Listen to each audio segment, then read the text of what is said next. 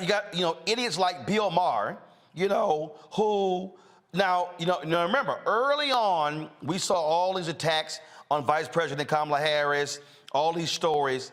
Y'all notice you really haven't seen many as of late, right? You haven't seen many as of late. But now Bill Maher decides to open up his big ass mouth, and he decides to say, oh my God, Biden should replace Vice President Kamala Harris because she's such a failure. She's a failure?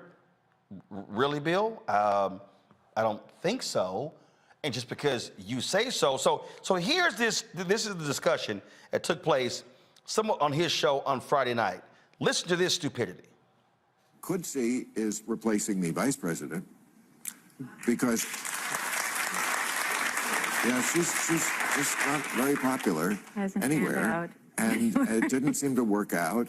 And I don't know, that's been done before on a ticket, I mean, a lot of people. Tulsi Gabbard, remember, that was that moment in the debate where she brought up that there are men and women in California that are in prison for these, pot deals, and then she was laughing about getting high on the radio station.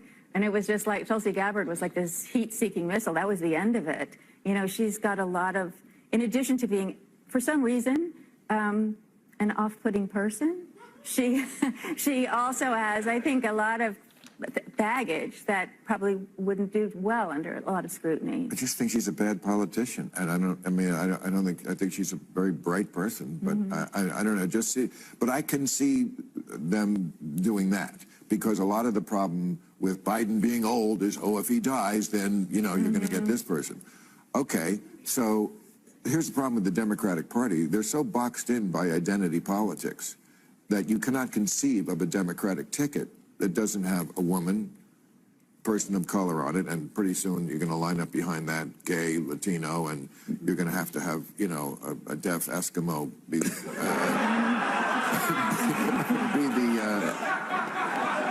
I think it's Alan. But am I right that they are boxed in by identity? Well, first of all, I see it differently in that I don't think Kamala has caught fire yet or found her footing. I think that's true. I think the polling data says that.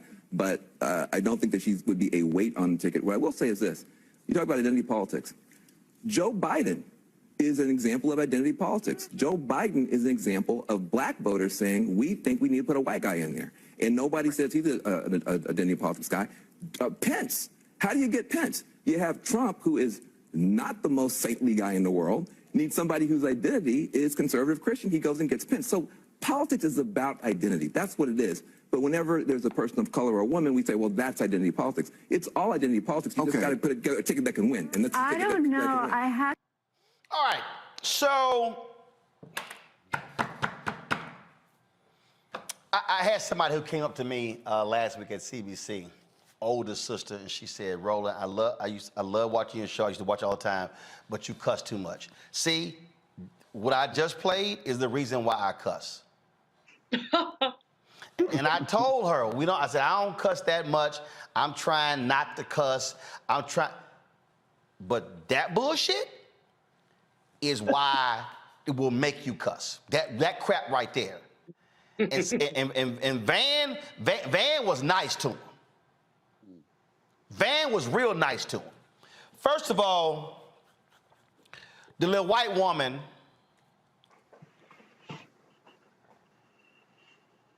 I would have said, what the hell is off-putting? Mm-hmm. I would have said, I need you to explain to me off-putting. Mm-hmm. Every black woman who has worked in corporate America, in politics, in academia, has heard that little they're off-putting. What do you mean, off-putting? Then I heard baggage. First of all, she straight lied. It has been totally refuted, that lie about Kamala Harris locking up millions of people because of weed. That lie has been refuted. And a whole bunch of brothers and sisters were running around believing that lie, and it's a lie. It's a flat out lie. And in fact, my man Drew comments, Drew, y'all follow him on social media. It was so funny because he's done a number of videos. Y'all, let me see if we can get Drew on the phone about this whole weed deal. It's a lie. So that woman just lied, and Bill Maher said nothing in correcting her. Then he said, bad politician. Do you know who is the most effective person for the White House right now in talking about the Dobbs decision and Roe v. Wade in the political context? Vice President Kamala Harris. Do you know who played a significant role in pushing Biden on the student loan debt relief? Vice President Harris. Now, did she have a rocky first year? Of course. Of course. But y'all notice all of the Harris's awful stories, y'all notice how they just disappeared. But see, this is how folk like Bill Maher throw this kind of crap out. But now let me get to the crust of what I want to deal with. Bill Maher said, the Democrats have boxed themselves in by identity politics. This is the favorite phrase of white liberal / progressive men like Bill Maher. Because these white men don't like the fact that they no longer are plan A, plan B, plan C, and plan D. Let me say it again. White fear ain't just about white conservatives. White fear is also about white liberals, white progressives, because the operative word is white. Do y'all want to know who is really afraid of black and Latinos getting numbers increasing? White Democratic strategists who control the purse strings to the billions of dollars because they don't want to see black strategists, black campaign managers, black media analysts, black pollsters, because these white Democratic strategists have become multi-millionaires off of these campaigns. It ain't no different. Y'all don't get confused about what's going on here. So what Bill Maher says here, they're getting boxed in by identity politics. Bill Maher refuses to recognize that whiteness is identity politics. Hey, Bill Maher, since you're scared to invite me back on your show, the only time I got invited was October 2014 and killed, but y'all a little scared to invite a brother back. What are soccer moms? Renita, can you just tell me, when we hit the phrase soccer moms, who are they talking about? White women, and that is identity politics. I'm a Congo. When you hear NASCAR dads, who are they talking about? Talking about white men. Julian, when you hear the phrase the working class, is it actually conjuring up black and Latino workers? No, you're talking about the white boy with a lunch bucket. Precisely. Precisely. Well, with the majority of working class is right. Precisely. I got it. But the point here, folks, is when you look at politics, they literally segment audiences based upon identity. Do y'all actually think for a second they only do it when it comes to black and Latino folks? And you heard Bill Maher, well, next up, they're going to be lining up the gay and Latino, I forgot the little dismissive comment that he used. Y'all, this is what we're talking about here. Clock. And so you got to be aware of white so-called Democrats and progressives who themselves, they don't like the fact that we now get to have a voice. We now get to have a perspective. Bill Maher is one of those white men. And see, Bill Maher thinks because he slept with a lot of black women and he smoked weed with a lot of black people, he thinks he's a brother. You're not. Bill, you are a white man. You talk like a white man. You live like a white man.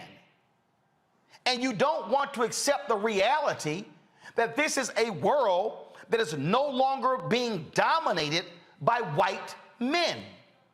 White men like yourself are threatened by black people, black men, black women, Latinos, Asians. That's a fact. You don't want to own up to that. And what y'all do is y'all sit here and purposely lie on Vice President Harris, and then the stuck on stupid people who do no research, who listen to disinformation and misinformation, they run with it. Well, and see, this is why y'all get mad. Roland, why you interrupt people? Because when people come on my show and lie, I stop them. They lie, I stop them. Bill Maher should have known with all the weed he smoked that what she said about Kamala Harris, locking up all of these black and brown people because of weed, was a lie. But when you're not a real journalist and you're playing a smart media person, you're really a comedian, and there's some smart comedians, you don't have the research at hand, so you can't say, I'm sorry, that's not true. So that woman, and again, just so y'all think I'm confused, I'm gonna play what Caitlin said, which is a lie, and I'll bring my man Drew in, and I'm gonna bring the panel in as well, because y'all need to understand why we do this show. It's because people with like Bill Maher, with major platforms, when they throw that stuff out there, then folks run with it. And then it spurs stories and blogs and podcasts. And that's how it gets built. Oh my God, Vice President Kamala Harris is so awful. She's so terrible.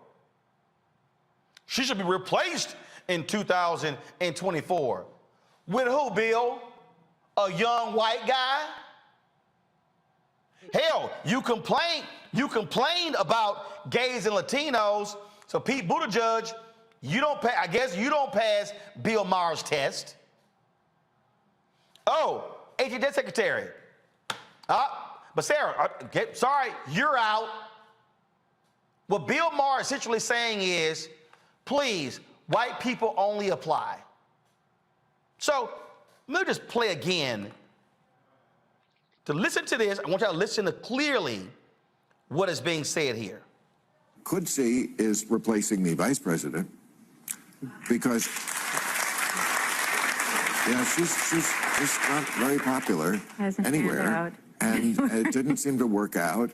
And I don't know, that's been done before on a ticket, you know. I mean, a lot of people. Tulsi Gabbard, remember that was that moment in the debate where she brought up that there are men and women in California that are in prison for these, pot deals, and then she was laughing about getting high on the radio station. And it was just like Tulsi Gabbard was like this heat-seeking missile. That was the end of it.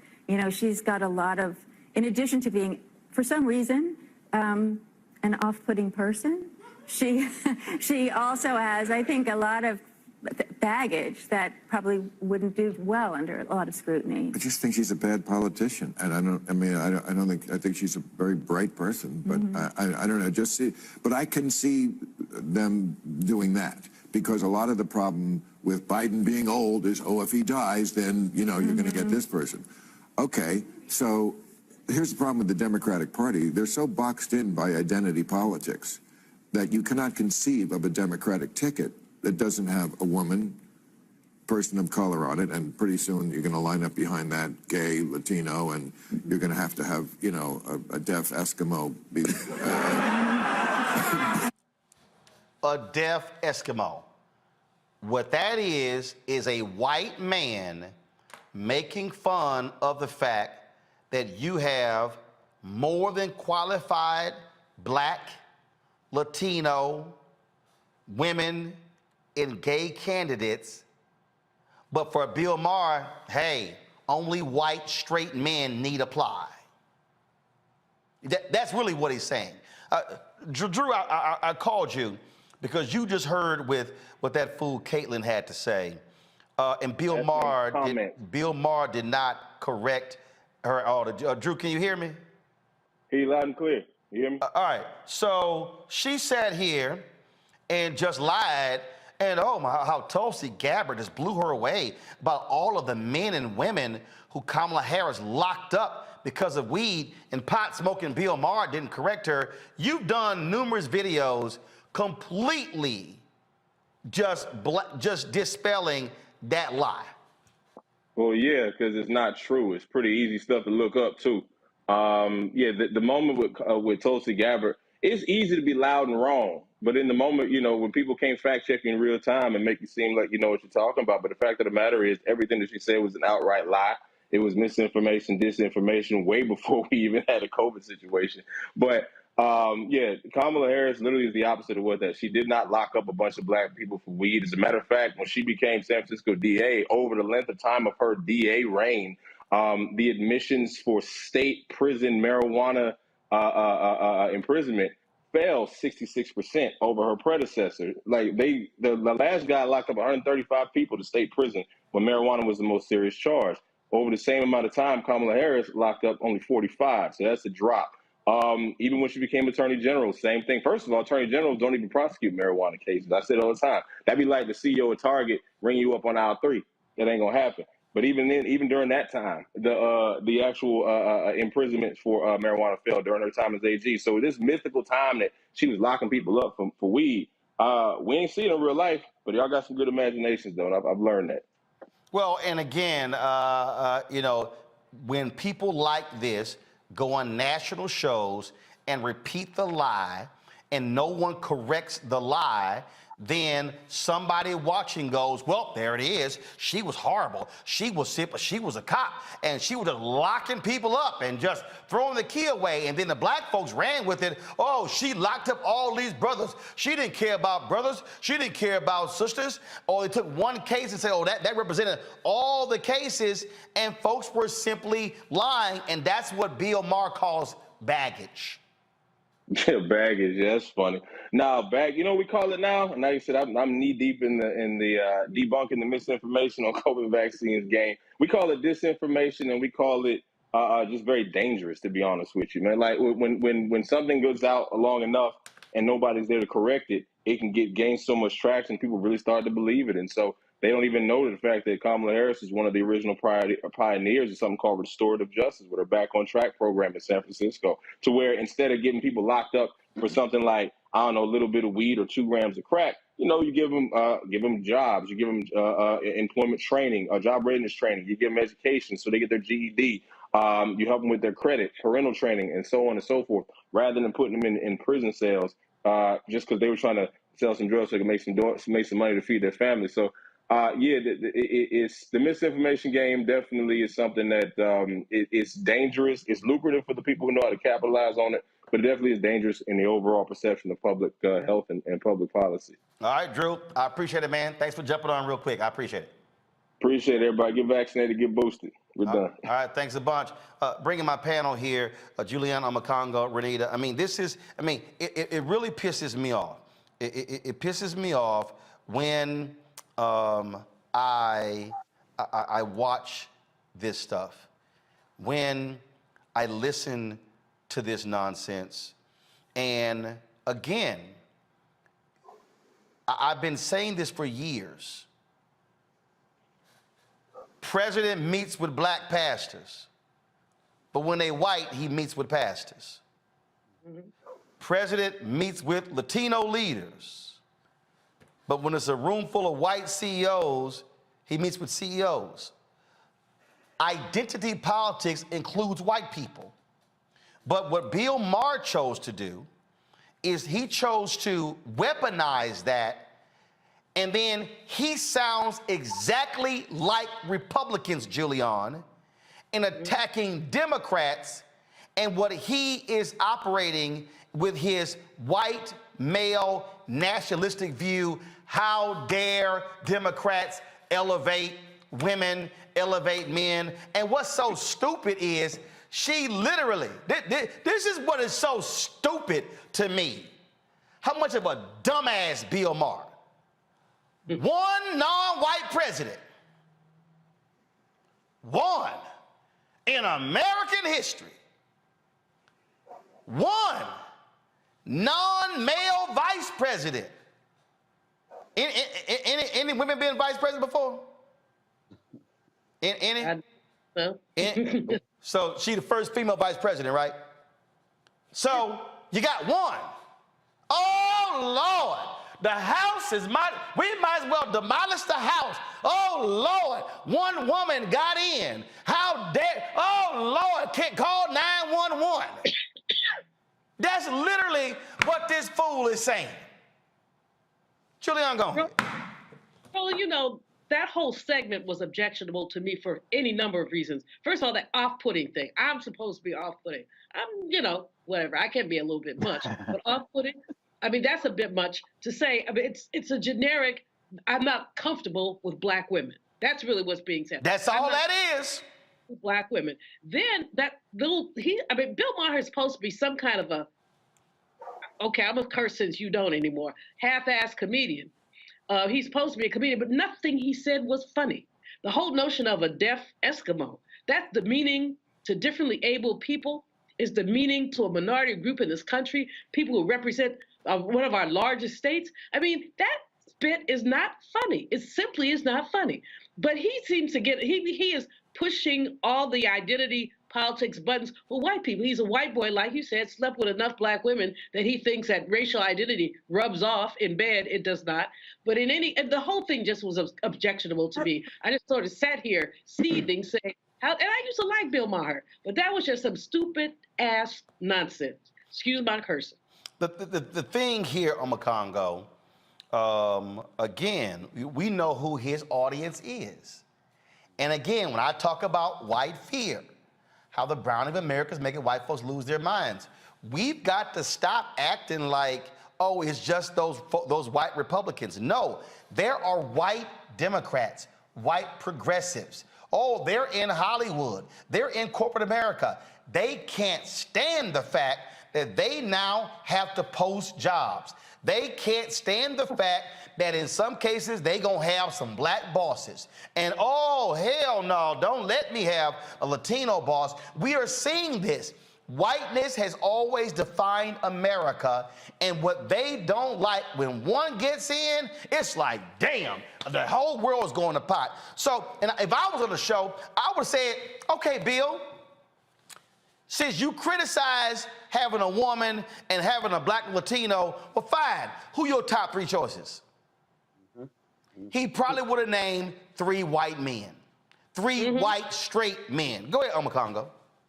Well, I think you've been talking a lot about your book tonight, and one of the things you lay out in the book is you talk about the fact that there's a history-long trajectory of white people feeling like, okay, we've done enough for you. And an example you gave in the book was of the Tilden Hayes Compromise. When people saw all of the gains coming out of Reconstruction and going into 1877 when they pulled the federal troops out of the South, and that ushered in Jim Crow, a lot of that had to do with the fact that, well, you guys have gotten enough. And we see that now. I think the difference, a lot of us used to like Bill Maher. And so what Dr. Malvo was saying, we started to see a difference after Obama got in office. The mindset started to change. You talk about it in your book when you talk about Dr. King going to Chicago and realizing that that was probably one of the most racist cities he's ever been in, because people who were, in Chicago weren't as progressive as people thought that they were. And so really at the end of the day, Bill Maher is in line with that. The fact of the matter is, he says that Vice President Harris is not a good politician.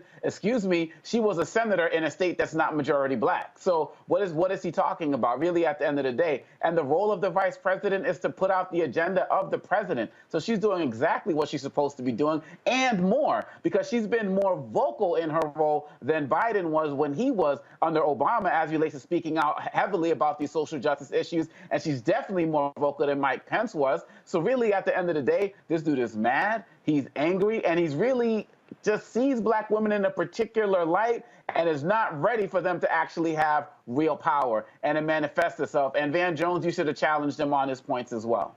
Well, and Renee, that particular point that Oma Congo makes there in terms of how often she's been out there, that is the point. One of the reasons people trash her is because she's been more public and more vocal than any previous vice president. And so she has a larger target. Most VPs out of sight, out of mind.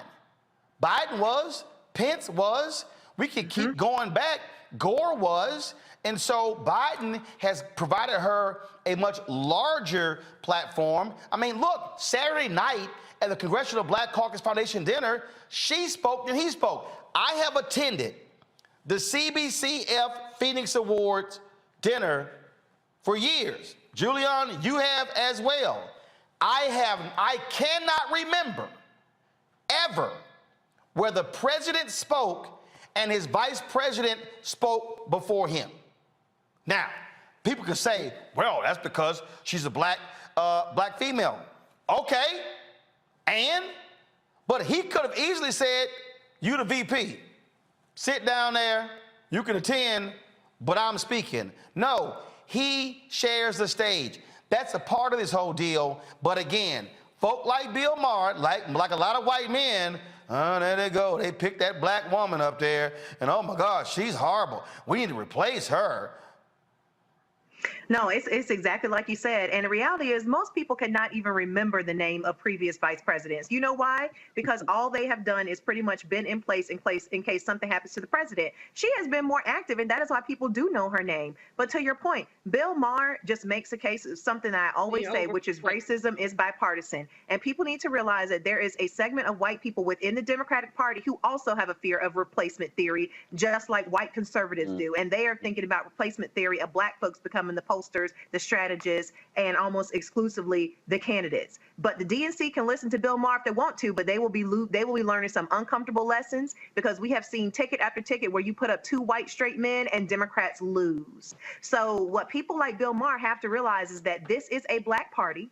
And the reason why I say that is because when you look at who consistently votes for Democrats, it's black women first, and then black men are number two. So if you want to win elections, you have to invest in black voters.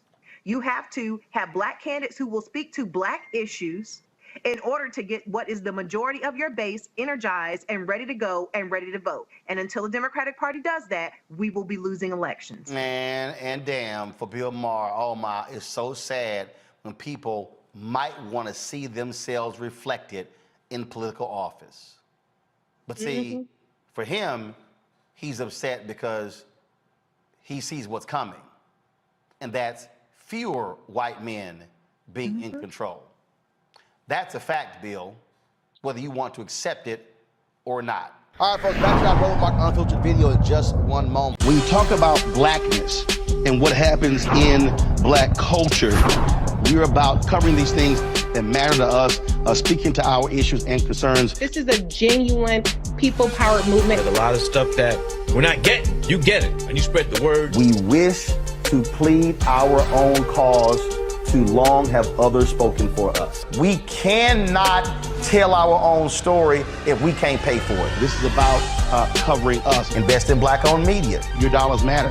We don't have to keep asking them to cover our stuff. So please support us in what we do, folks. We want to hit 2,000 people, $50 this month, raise $100,000. We're behind 100,000, so we want to hit that. Your money makes this possible. Check some money orders. Go to P.O. Box 57196, Washington, D.C. 20037-0196. The Cash App is $RM Unfiltered. PayPal is R Martin Unfiltered. Venmo is RM Unfiltered. Zelle is Roland at RolandSMartin.com. Asshole himself, Kanye West, showed his true colors today with his latest stunt dealing with White Lives Matter. I'm not wasting my time talking about that, but it was his attack on Black Lives Matter that I do want to focus on. He posted a message on social media where he was critical. Let me say it again. He was critical of of this Black Lives Matter, and he blasted them, y'all, in his post. This is what he actually posted. And again, he's who he is. He posted, "Everyone knows that Black Lives Matter was a scam. Now it's over. You're welcome." That's what he posted. Well, Kanye being Kanye, if you still listen to his music and follow him, well, shame on you. Joining us right now is Dr. Melina Abdullah, the director of the Black Lives Matter grassroots movement. Melina, glad to have you here. You know, it's interesting. I did a radio interview, Melina, and a reporter asked me about this issue. I told the reporter, I don't give a damn about Kanye West. He has no value to me whatsoever. And she says, well, you know, but he has power. I said, no, he doesn't. I said, he might influence folks to buy his clothes. I said, but frankly, the average person, the average black person, either can't afford his damn clothes and don't want those ugly ass clothes. But the thing that we're seeing here, again, this constant attack on Black Lives Matter. I've had reporters tell me, Patrice McCullers was misappropriating funds. I said, I haven't seen evidence of that. I've seen the allegations. I have not seen where audit was done. They continue to attack Black Lives Matter, saying, oh, they were stealing and oh, they were doing these different things. Now you have Kanye talking about that it's a scam.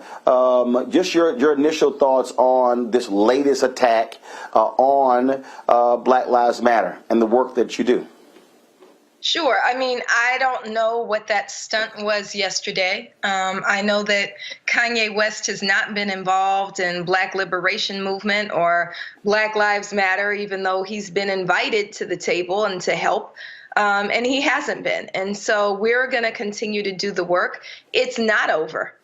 Despite what Kanye West is saying, it's not over. We're just coming back from Tampa, Florida, where we had a huge victory, won the largest cash award of anybody who was killed by police in the name of Andrew Joseph III. We're working to end qualified immunity. We're continuing to do work in the streets in terms of policy and in terms of education. And so one of the things that we offered is maybe Kanye is just woefully ignorant. And so I did invite him to my class and said, you're welcome to learn about race, racism, and why we say Black Lives Matter and what it means. And so that invitation still stands. And that is what it is. We're not going to let Kanye West slow us down with this really affront to not only what we do in the streets, but an affront to the people who have lost loved ones, whose loved ones have been stolen by police violence. You know, the reporter asked me, would I sit down and meet with Kanye? And if I did, what would I say? I said, first of all, I wouldn't. I said, I'm not wasting my time. I said, he needs to spend more time with his therapist and his doctor than having a conversation with me. I said, I see absolutely no value of listening to someone like him. And I think what happens is, I think people play into his narcissism by continuously talking about him. That's why my focus is the consistent attacks on Black Lives Matter. Because, and here's the piece, if people keep saying that BLM is so irrelevant, then why do they keep focusing on you?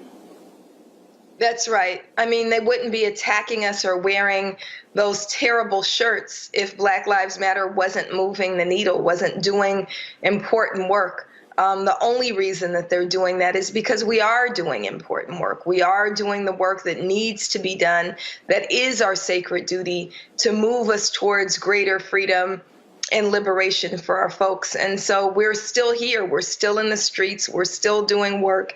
And I think that you're right. A testament to that is the attacks on us. They wouldn't be trying so hard to kill us off if we weren't doing effective work. You talked about the case out of Florida. What is next? What are y'all working on? And how are you redefining the mission, if you will, or what I call Black Lives Matter Grassroots 2.0? Sure. So the work out of Florida was tremendous. It was led by the only family-led chapter of Black Lives Matter out of Tampa, Florida. So Andrew and Deanna Hardy-Joseph lead Black Lives Matter Grassroots Florida. We had dozens and dozens of organizers there for a couple of weeks for the entire trial.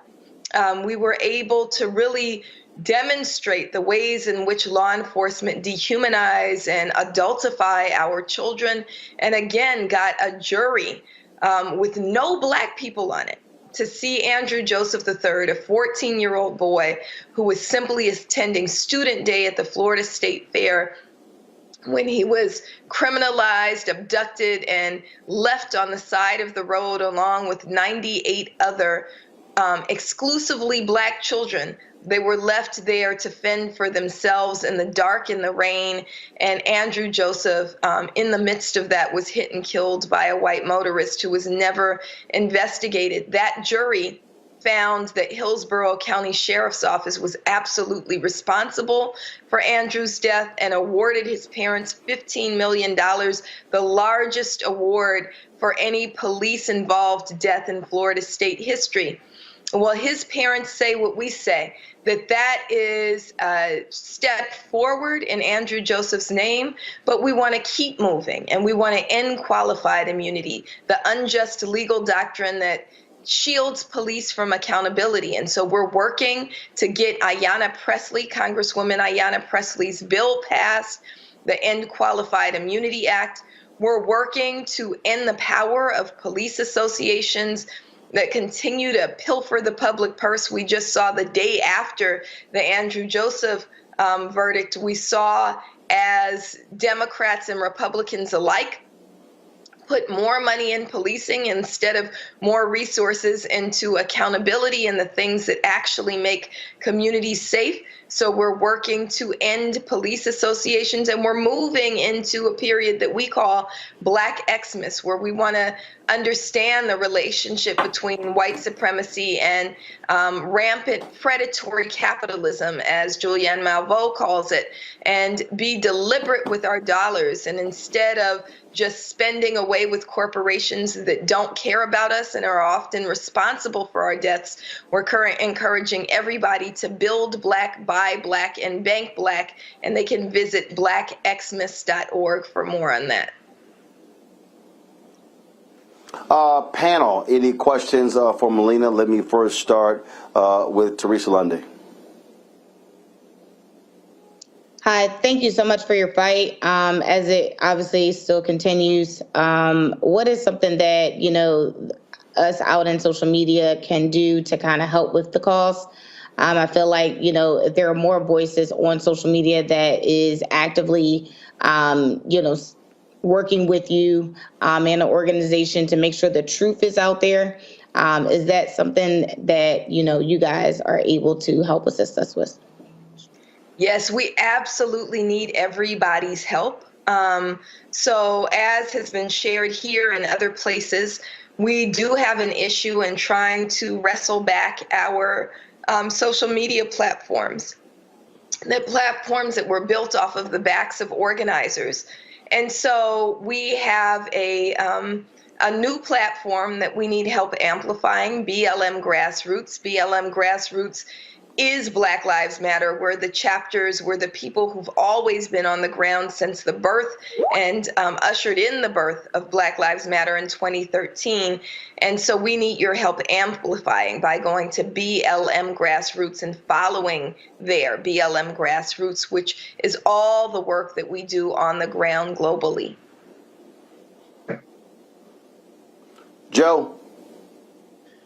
At the risk of asking a very simple question, let's do a 101 on why we say Black Lives Matter.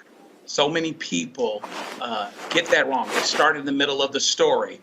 They say, well, white lives matter too. Well, the problem is that as it pertains to the execution of the laws and the things that have happened, we're coming from a tradition nationally where Black lives have not been mattering. And so we say Black Lives Matter, not at the risk of or in lieu of other lives. But what would you say to the 101 person who perhaps is well-intentioned, but needs that explanation of why we say Black Lives Matter?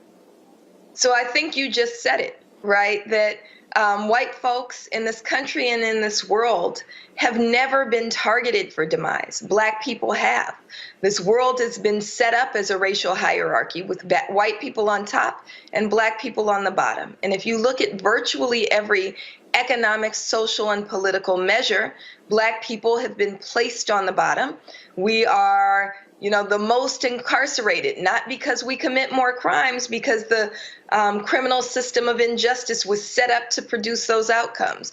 We have the lowest rates of home ownership because of things like unjust practices by banks and by mortgage lenders. We have the highest rates of mother and infant mortality because of injustices in the healthcare system, because of institutions which were created to profit from us, to exploit us, and to enrich others. And so we have to say Black Lives Matter, because Black lives are the ones that are under attack. And when we stave off these attacks, when Black people matter, when Black people are no longer bound by these chains of oppression, we get free, but so does everyone else. Michael. But before I get to the BLM issue, Roland, I want to thank you for having Mr. Crump on, my fraternity brother, a proud Omega man. Very smart of you to have somebody like that on. Now to, and I know you don't. You better go. You better go and ask your question before you get embarrassed. But go on ahead. Did you ever wonder? And this certainly happened, sometimes successfully, sometimes not successfully, with some of the marches in the '60s, that they had some folks that were designed to be there to keep people from destroying businesses. Because I'm sure you get frustrated by the stories that come out sometimes after your protest rallies, where they really focus on knuckleheads that are, obviously looting businesses. Have you ever tried to do that, to have people that are really just designed to keep people from destroying businesses? So the priority for Black Lives Matter is to end state-sanctioned violence against Black people. And I know that there are media tactics used to divert the gaze away from what the real issue is. So they want to focus on whether or not a Starbucks window was broken. Let's say that we are focused on Black life. We're not focused on the interests of white property owners. That is a tactic, a diversionary tactic. And so we want to lift up what it is our focus is, right?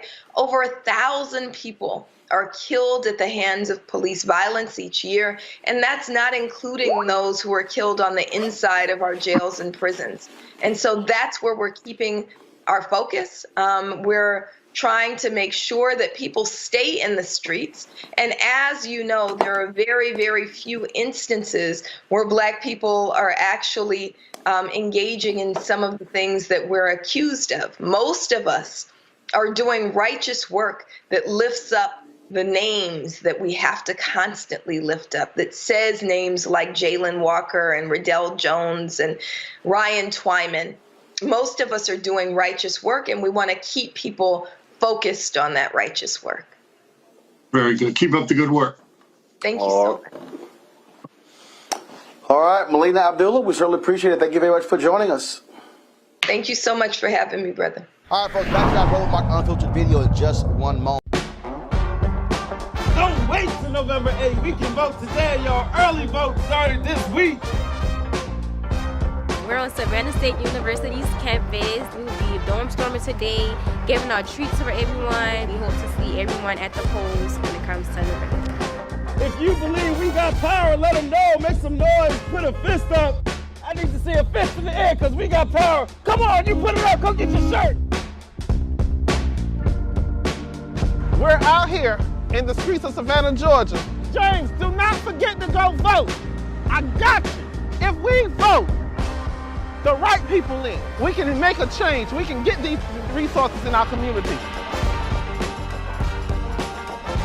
I am a woman, and it is important that we have the say-so of what we want to do with our bodies. We're concentrating on entrepreneurism, providing young people with resources and training that they need in order to change their trajectories. We want Black down. Democracy is on the ballot. Voting rights is on the ballot. Voting suppression is on the ballot. I am most passionate about those three combined because they all impact each other. Savannah is my home. I care about my community, and I care about representation in my community.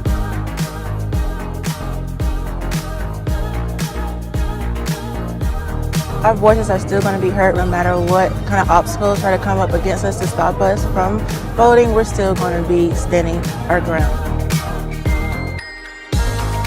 I see the effort that's being made to keep our communities from voting, so that makes me realize it's even more important, because if it wasn't important, they wouldn't be fighting to make sure we could vote. This doesn't stop this year. This is a forever movement. We're going to exert our power as a people, walk in our rightful place. We're going to change our communities, fight for our communities, and build our communities.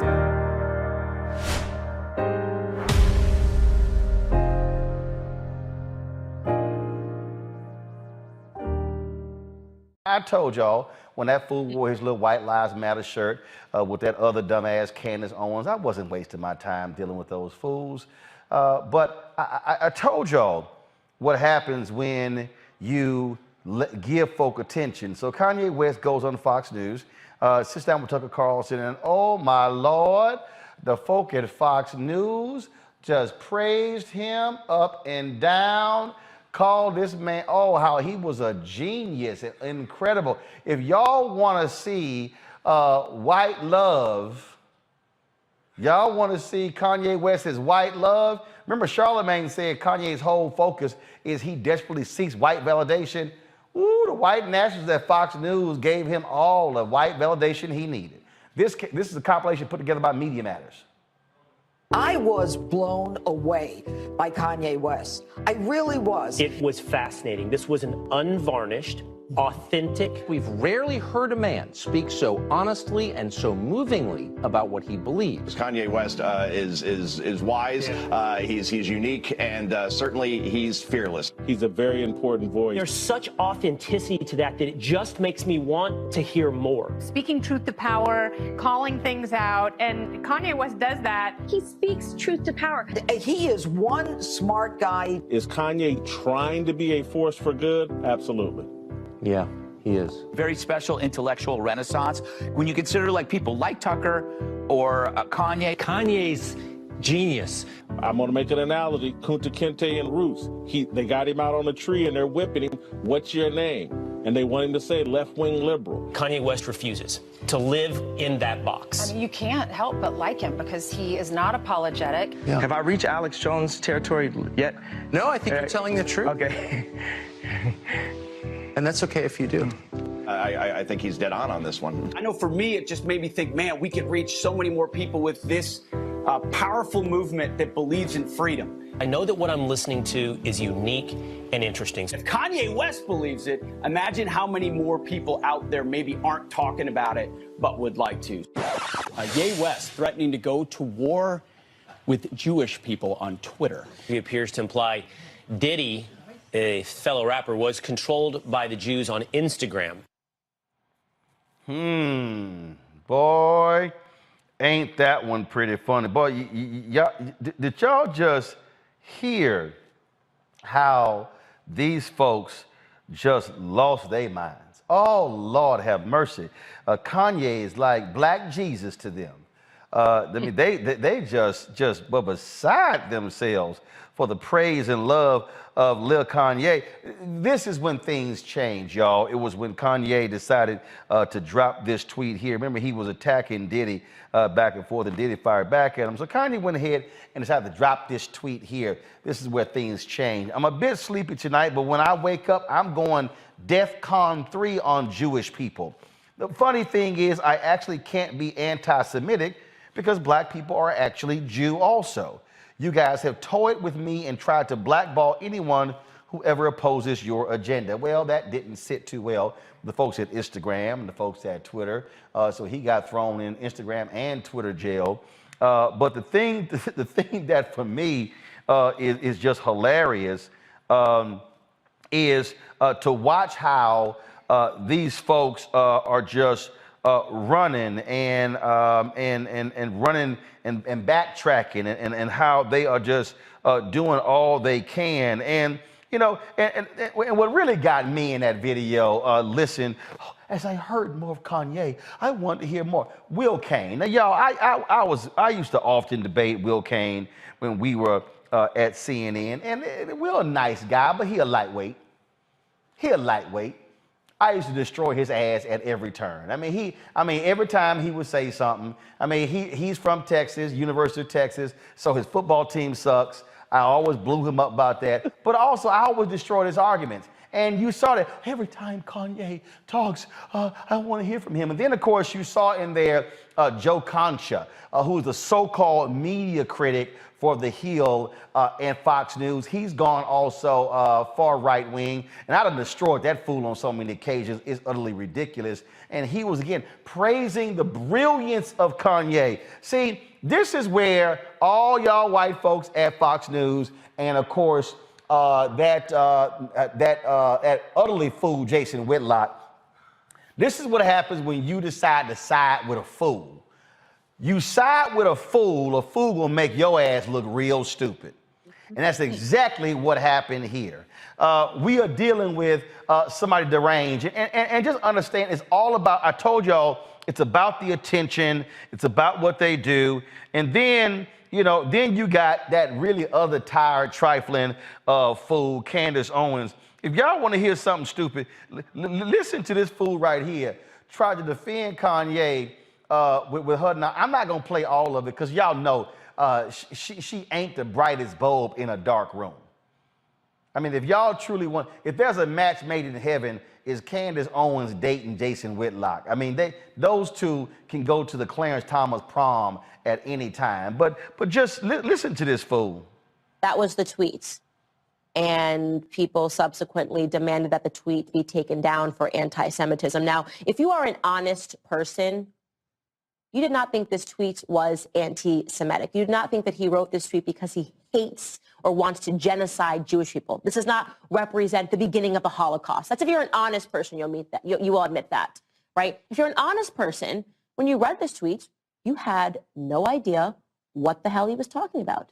I had no idea when I read this tweet what the hell he was talking about. This tweet inspired questions, not answers. First and foremost, right there. Okay, so here's the deal. Candace, that probably the first time. We agree. We don't know what the hell he's talking about. We never know what the hell he's talking about. We don't know what the hell you talking about. We know what the hell he was talking about talking to Tucker Carlson. We never know what his crazy ass talking about. Why? Because his ass ignorant. Just like you. Now, I can't wait for Ben Shapiro, who is Candace's boss, who's Jewish, who's always commenting on anti-Semitism, cannot wait for him to break down the whole Kanye deal. But the thing I love here, Julian, Omakongo, and Renita, and Cleo, stay here for this segment, is I love how, oh, Lord, they were holding Kanye West up like he was they Nelson Mandela. And then when they sided with a fool, Julian, it was kind of like, it was sort of like that beam from The Simpsons, you know, back into the bush, like, what the hell are we thinking? They all running now, and trust me, they ain't gonna be praising Kanye when he goes full ignorant ass Kanye. Go ahead. You know, it's hilarious, Roland, because I couldn't believe the clips you compiled were these folks who, not that they're bright or anything, but should have known better than to praise Kanye to the heavens. All I have to say about him is this. I am certain that his mama is rolling over her grave. She was a serious Black woman academic, taught African-American studies. I'm sure something happened to him somewhere along the way, perhaps when she passed, but his... No, it wasn't when the boy got a mental... He's mentally sick, and we're going to call it what it is. And I guess he's trying to get the Mel Gibson Lifetime Achievement Award. For insanity? I don't know what the hell he's doing, but I'm going to call it what it is. But what I'm not going to do is call this fool his intellectual prowess and all those phrases them dumbasses at Fox News was throwing around. I mean, the boy done said he don't read books. See, this is what happens when y'all keep calling everybody a genius. Just because your ass make music don't make you a genius. So maybe you want to say a musical genius or whatever, but for me, I don't really give a damn other than probably 2 or 3 songs he got, but that's just me. But on Congo, that's what you're dealing with. He's a fool. And when you see Fox News praising anybody black, we need to have a big old neon sign. Beware, praise of the Negro at Fox News. No doubt. I mean, for them, I mean, he's the rap version of Herschel Walker, to be quite honest. And really, at the end of the day, what Candace Owens was doing, that was also kind of a CYA moment, because she was kind of backtracking because she didn't want people coming for her with this anti-Semitic smoke as well. And when you see what's happening with Tucker Carlson and all of these guys, they will do anything to pick any one black person, call them a free thinker, call them liberated. Jason Whitlock had that Kunta Kinte comment. And really, at the end of the day, what bothers me about a lot of this is the way that Kanye is being shut down for his anti-Semitic comments, which he should, but has not gotten the same level of disdain and being shut down in these spaces like Instagram and Twitter for his anti-blackness. For, the slavery as a choice, the White Lives Matter shirts, and all of these other types of things. He's been coming at us before he was going at them. And so he deserves to get what's happening now, but I wish we would also, in our own community, do a better job of policing people within our community when they step out of line. And Roland, you don't care who it is. Obama, Kobe Bryant, LeBron, the same people you praise, when they do right, if they do something that you feel doesn't help the culture, you speak up on it. And more of us need to do that as well. And so Kanye's getting what he deserves now, but quite honestly, it should have happened a lot sooner, in my opinion. Renee, I'm just getting a kick again how they are just, again, treating Kanye West like he is just this unbelievable intellectual force, and then, Jason Whitlock, he is doing these things for the good. Boy, sit your fake ass down. Yeah, no, I'm with Congo, except I do, to me, this is hilarious that this has all happened. It's not hilarious what he's putting out there, but it's hilarious how far they went to lift him up, as they do anytime they get any black person who is putting out anti-blackness and who is high profile. So, of course, in their minds, for white conservatives, anybody like a Herman Cain, Ben Carson, Candace Owens, any of these people, they're authentic when they are, talking about running down our communities and talking about black people in really negative ways. And so this is just what we've seen as par for the course. But like Congo touched on something that was very important, which is that it is very interesting that, with this one tweet, he has been, attacked, rightfully so, from so many different areas, but he has been putting out constant disinformation and nonsense about black people for quite a long time, dangerous information like, slavery wasn't that bad, things like that, and that was just allowed to go on. And so I just would like to see the same level of outrage every time that he is, putting out misinformation. But, they wanted him. Black people have been saying that something has not been right with Kanye for a while. They wanted him. Now they got him. So they're stuck with him. All right, Cleo, before I go to you, I want to show you this Fox News hopscotch, because they were like, oops. I mean, so watch these fools at work. Listen to y'all. It was your Friday night. You didn't have to get up early, so I assume you stayed up late-ish for you. You probably watched Tucker and Hannity, and so that means you probably saw Kanye's interview. What did you think? I did. I watched the entire interview, and I know that I watched part 1 and part 2. Yes, he jumps around a lot, but I do think, he's not dumb. He's really smart. I thought his message was a spiritual message, really, to embrace who God created you to be. He's not conventional. He teaches to think outside of the box. He gives examples about his children, reject conformity, and be yourself. It's actually a beautiful message. I encourage everyone to really listen to it.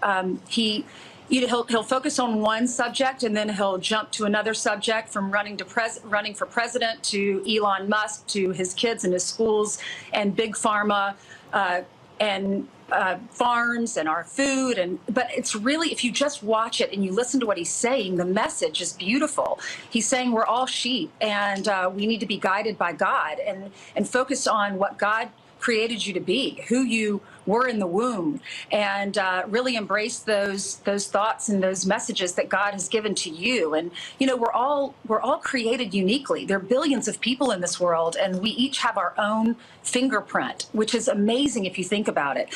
And we have so much power in our own bodies to make this world a better place. And if we all did that and weren't conformed and were objective about things, instead of just conforming to our schools and conforming to our government, then I think this world would be. Okay, let me tell you, Cleo, Ainsley Earnhardt is truly one of the dumbest people on Fox News. And that's saying a whole lot when you got Peter Hegseth and Janine Pirro and some other just airhead. You got supreme airhead Kayleigh McEnany. But this child right here, she take the cake for being, I think, the dumbest person at Fox News. But don't you just love how, oh, you thought she was describing Mother Teresa or Jesus? Well, there's a few things that are very clear here, and there's some things that are not so clear. What's clear here is that white supremacists, strange people who believe in the myth of that superiority need people like Kanye West. Now, he kind of messed up in their eyes when he dropped the Jewish bomb. They didn't expect that, of course.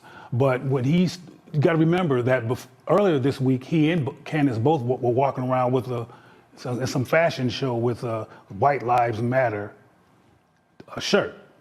That's like what's it called? Something act when it's sexually. It's called the word ends with act. I can't think of the word right now. But anyway, that's like sexually charging to white supremacists when they see black people act like this. You might remember that every now and then during an election, they bring out Lil Wayne, who has no political analysis, but he's willing to say something anti-black. And that's why he's there, and that's why they love Kanye West. They don't even know Kanye's music. They don't even know why he's called a genius. What they're calling genius is that he's willing to be anti-black, and that's the part that's obvious.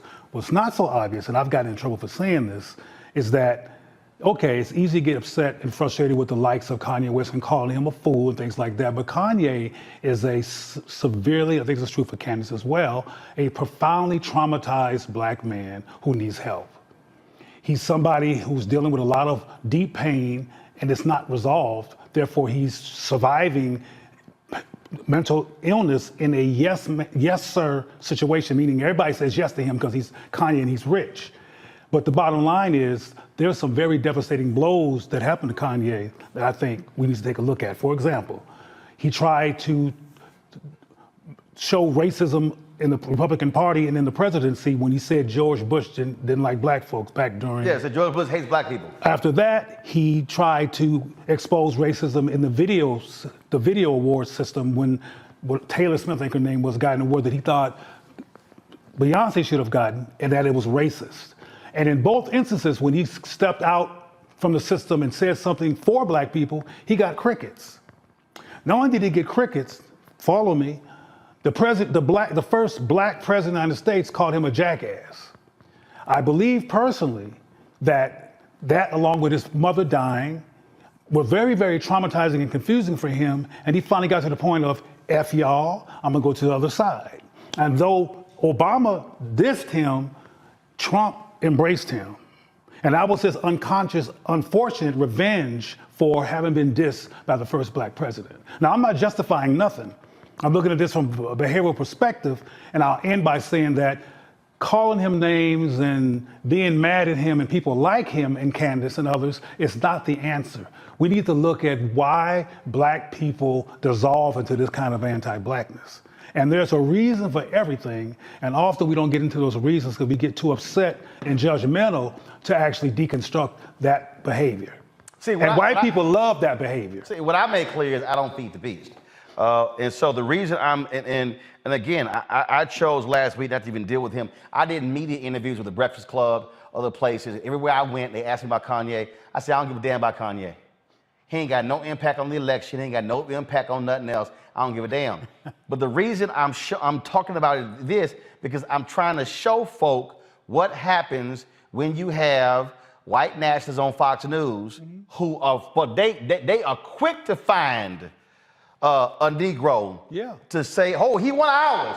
That's why they love him some Jason Whitlock. Yeah. Oh, they love when you see them over there doing that dance, and oh my goodness, they in love with him. But I want to show you this here because this is from Fox and Friends Zone. I played a little bit clip earlier, and again I'm gonna show you how Will came, this Rachel Compost Duffy, and how Peter Hegseth. If y'all want to see how three people utterly embarrass themselves together, okay. If you want to see what standards and so-called journalistic practice looks like at Fox News, y'all gonna get a kick out of this one. Watch this. Let's see here.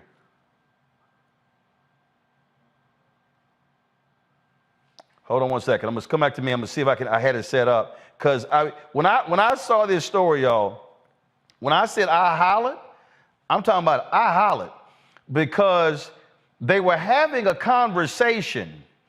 They were having a conversation about the tweets. But then what happened was they hadn't actually read them. And then they were told, so watch this. See if I can skip this ad. Okay. All right. I'm trying to skip this ad here. They got all these ads on here. Okay, here we go. Did y'all have it now? The last several years is, and I don't know, because I haven't seen these posts by Kanye.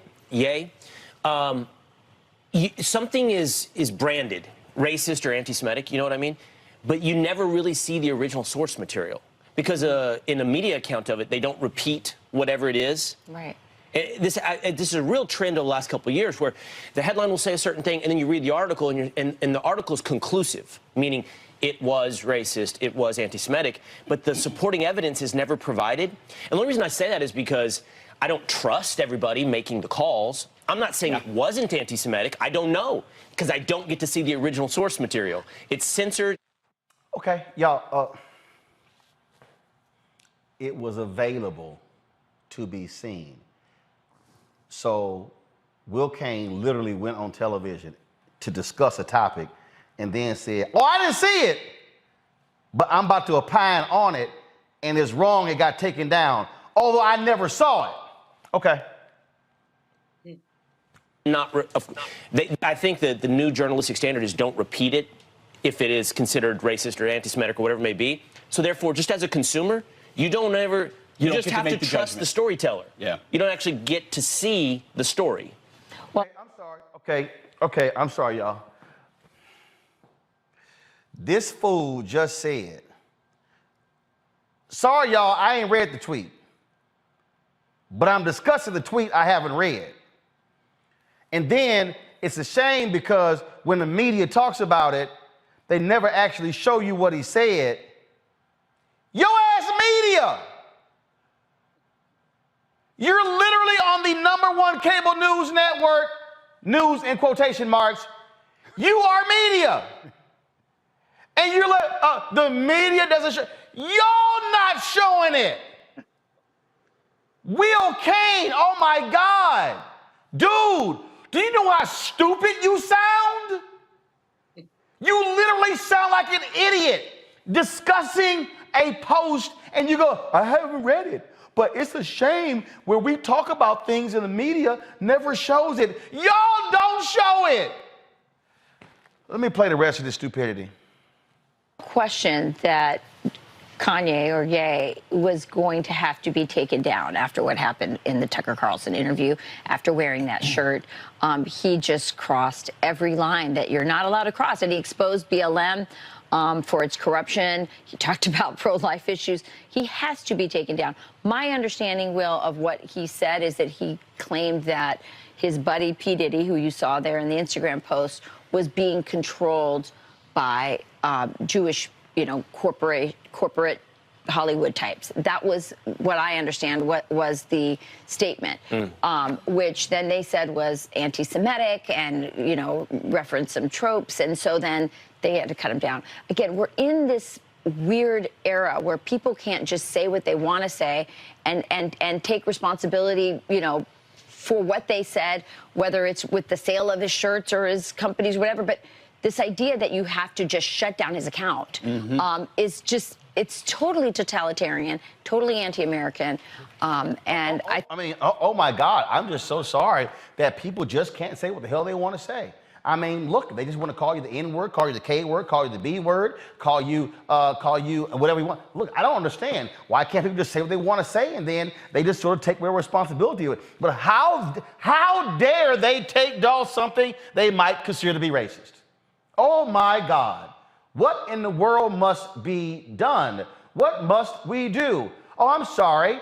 Were there any Fox News people who were fired for, you know, sending, you know, pics of their penis around? I don't know. Eric Bolling. I don't know. Ed Henry got fired for sexual impropriety. I don't know. Bill O'Reilly. I mean, we can keep going. Were there any Fox News people who made racist comments and then they no longer employed there? Yeah, I think so. Wasn't Bob Beckel, did he make some sort of racial comment and got taken off the air and got fired? Yeah, I think that's what happened to him. So I'm confused, Rachel, what the hell are you talking about? Okay, let me show the rest of this stupidity. Okay, here we go. It's just wrong. I don't know what he said. Maybe it was that's what I understand. Anti-Semitic. We should clear that up, though. Listen, I'm no. Wow. Okay. Peter Hegseth. I don't know what he said. I'm sorry. I'm talking about something. I don't know what he said. Then she goes, maybe we should clear that up. Wow, that's a novel ass idea. Why don't we actually show what he said? What?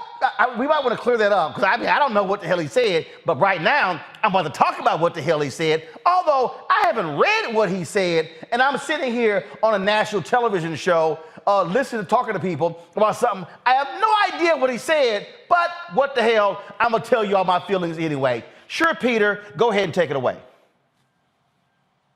Of course. But the question you have to ask yourself is, would he have been restricted on Instagram if he hadn't given the Tucker Carlson interview? So what happens is he gives the interview, speaks out. Immediately there must be a full accounting of everything he said recently, looking for an opportunity to silence the guy who just spoke out. If he hadn't given that interview, it's probably not. No, keep going, keep going.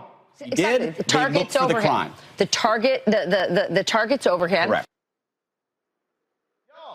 The clip literally said nothing about Tucker Carlson, but their whole deal is, oh my God, I mean, it was all because of Tucker. It's the power of Tucker. What in the world is going on? It's Tucker, Tucker, Tucker. They must take him down because he talked to Tucker. These people are literal idiots. Okay, real quick, fire round, fire response. Cleo, you go first. I think they're strategists. You call them idiots, but Kanye is a part of a strategy to create confusion among black people. He's physically black, and he speaks in ways that does not defy racism, the problem of white supremacy mythology, and all of this stuff is orchestrated by white folks. When we're mad at Kanye, but the reason we know Kanye exists is because white people have given him a platform perpetually because he feeds into, whether he knows it or not, and I don't think he does. I think he is confused and everything, and he loves the attention, so he doesn't have a critical analysis of why they keep calling me. He just takes advantage of being called and is enjoying the spotlight. But he is indeed part of a strategy, and those people you're calling idiots who are not making any sense, who are not watching these shows, but who have a huge platform, are all strategists for the perpetuation of white control. But I have a question, if you don't mind. Okay, hold on. Before you ask the question, now I showed y'all the conversation before, then they found out what he said. Somebody went, psst. Here it is. Watch the flip. This, Ye West threatening to go to war with Jewish people on Twitter. So these shocking remarks come after he appears to imply Diddy a fellow rapper, was controlled by the Jews on Instagram. Now that account, his Instagram account, has been restricted. Alexandria Hoff joins us with more on this story. Alexandra, good morning. Good morning. Yeah, we wanted to make sure we confirmed all of this. The Instagram restriction came first, and it appears to have stemmed from a series of screenshots showing a text exchange between Ye and Sean Diddy Combs. The two had been disagreeing on Ye's wearing of a White Lives Matter shirt during a fashion show in Paris last week. The convo contained language by Ye that social media users and the American Jewish Committee called out as anti-Semitic. Instagram has taken down Ye's post and temporarily restricted his ability to share and comment. Now, from there, Ye took to Twitter for the first time since 2020, where he called out Instagram chair and Facebook CEO Mark Zuckerberg, writing, "Look at this, Mark. How are you going to kick me off Instagram?" And then continued with another anti-Jewish statement. The tweet has since been deleted by the company for violating Twitter's rules. We reached out for confirmation of that, but the Times of Israel and the Daily Mail shared it. It read, "I'm a bit sleepy tonight, but when I wake up, I'm going DEFCON 3 on Jewish people. The funny thing is I actually can't be anti-Semitic because black people are actually Jew. Also, you guys have toyed with me and tried to blackball anyone who ever opposes your agenda." Now, that was followed by another tweet, quote, "Who you think created cancel culture?" And that second tweet, it does remain up. It's unclear right now how long Ye's Instagram will remain restricted. The American Jewish Committee shared on their Instagram account, writing, quote, "Kanye West should figure out how to make a point without using anti-Semitism." Well, Rachel, Pete. All right. Thank you, Alexandra. Yeah. Thank you. Yeah. Thank you. Unfortunate. I mean, there's no. Pretty ugly. It's ugly. Yeah. But we talked about it earlier without knowing about these tweets and saying, of course, they're going to put a target after what he said with Tucker. There's going to be a target on him, no doubt. Yeah. But in this particular case, I mean, he brought the target with that. And then the question is, should he be removed from Instagram, and who gets to decide that, or Facebook or whatever? And I think that's the question, not just about Kanye, about everybody. You know, what are the standards? Who sets the standards? And how is social media being monitored? And one could argue, if you are really interested in exposing and diminishing racism or anti-Semitism in the world, that you're better off knowing that it exists. And if we pursue a policy or a culture in the world where we constantly silence, censor, and cancel, you don't know what exists underneath the surface. That's a good point. So to your point, Rachel, condemnable sentiments from Kanye West. What is the appropriate reaction? Meaning, is censorship and silence the appropriate reaction to actually accomplish a goal? I can't listen to this bullshit anymore. Y'all saw how they shift? Oh my God, these. Oh my goodness. You saw how the tone shifted? Right now, let's go to breaking news. We've actually discovered what Kanye said. We looked like complete assholes a little bit earlier, so therefore I must change the tone in my voice because now this thing is a lot more serious than I thought. A little bit earlier, I was playing around, joking around, just sort of like being flippant about it. But oh my goodness, I saw what he said. And Jesus, my goodness, what are my Jewish friends and colleagues going to say now? Because I look like an asshole defending him just 30 minutes earlier because I was too stupid to go on the air to actually read the stuff first. Now, my goodness, I mean, the things that he said, that was just, I can't believe it. I mean, my goodness, what, we thought they were going to take him down because of Tucker, but looks like he just sort of took himself down. I told y'all, these are ignorant people, and yes, Cleo is right. It is by design how they are appealing to their white audience. But you see what happens. You saw in real time how Fox News will go on the air, no facts, no information, check nothing, and then opine and trash everybody as being wrong, and then go, oh my goodness, look what the fool said. Now we must change our tone because now this thing is serious. Cleo, go ahead. Well, another thing that occurred, though, during that excerpt that you just played is that they were trying to still save Kanye. Or they call him Ye, which I'm like, Ye, okay. Anyway, because they know Kanye, they love him. He's Ye, like share, and is one word. Anyway, they were trying to still save him because there's some anti-Semitism, frankly, in these systems as well, along with the white supremacy methodology and insanity. So they didn't want to throw him completely under the bus. They said stuff like, well, who has the right to cancel his voice? Anyway, what I was going to ask, though, before we went there, was that, is there a Latino white gay, Asian, or white lesbian equivalent in popular culture to Kanye West? Well, first of all, I mean, you do have white artists, you got gay artists, you got Latino artists. So, but I know, but the equivalent. Well, first of all, when you say equivalent, you got somebody who's in music. He was married to a Kardashian. He's got a fashion line. So, I mean, so that's it's not a comparison. They will bring in Lil Wayne with no record on the charts. Again, or no nothing. But you understand what agenda is. I mean, that's you know exactly what their agenda is. The thing here, Omakongo, that jumps out at me. You saw how they oh my goodness. I mean, we look like fools. This is what happens when you go on air. No one will tell you talk about. All they had to do was lead with that woman who brought in the actual tweet, and their whole conversation would have been different. But they can't help who they are. And this is the same thing that Republican Congress folks do whenever a comment's made. Oh, I haven't read the transcript, or I haven't said it. Then when they get exposed to it, they say, oh, maybe I would have said it differently. This proves full stop that Fox is, we all know this, but people need to be reminded that Fox is not a media organization. They are media personalities, but they are not journalists. And for them to sit there and act like, oh my gosh, this is just someone's free speech and so on and so forth, let us be reminded that black people and Jewish people, black people number one and Jewish people number two, are consistently the number 1 and 2 targets for hate crimes in this country. And it has been on the rise over 200% over the last 5 years at different points. So these words matter, and you have to call it out when you see it, and you got to do your research. Number one network out there. So I'm glad they got exposed like that, but people need to start calling them out just as much as we're calling out Ye, because they gave him a platform to spread that ignorance. And what they tried to do there, Renita, is to make it all about Tucker Carlson, which is all about themselves, serving their self-serving interests. Well, no, he was the fool who made the comments. And yeah, Tucker's been real quiet over the weekend on his Twitter feed because, yeah, see what happens when you talk to Ye? And then now he's nay. Yeah. And you know what? The thing is that anti-Semitism is rampant on the right. And they agree with the values of anti-Semitism, but they can't say it because white supremacy knows today that they have got to keep every white-looking person, white adjacent person, anybody who's willing to roll around in white supremacy, they need all the numbers because others, like, you know, black and brown folks, we are outnumbering them. And so they're trying to keep every single bit of everybody that they can, even if they have to take a mini break away from that person.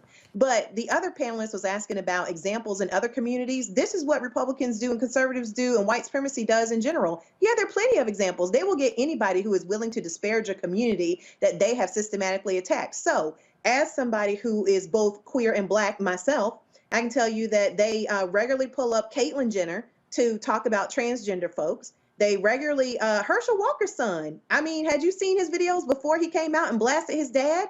He was talking all about how we don't need Juneteenth and black people should just stick with the 4th of July. He regularly talks about how we don't need gay pride and how that should just be abolished. So they're good at collecting folks from various different communities who will basically stand up and say, no, conservatives are not racist. No, they are not anti-LGBTQ. No, they are not anti-Semitic. No, they are not. Whatever type of shield they need, they have plenty of folks who are willing to do it for them. And Kanye and Candace are just the two that they're using right now. Julian, final comment real quick. Sure. I mean, I think that I agree with Cleo that this is all about strategy and about ways to get black people at each other. I've discussed it with Kanye West, but I've been discussing with him for a long time. With that fact that Fox News missed a Bojangles rap of, okay, I'm going forward, I'm going back. They've already indicted themselves. Most of us don't pay them any mind. Candace Owens needs to be put up somewhere because what she said was silly. It was really silly. It made no sense at all. But this whole thing at some level makes no sense and is silly. We look at the state of Black America, the state of us in this economy. Why are we talking about Kanye West? Well, here's the deal. Again, the issue right here is not a question of Kanye.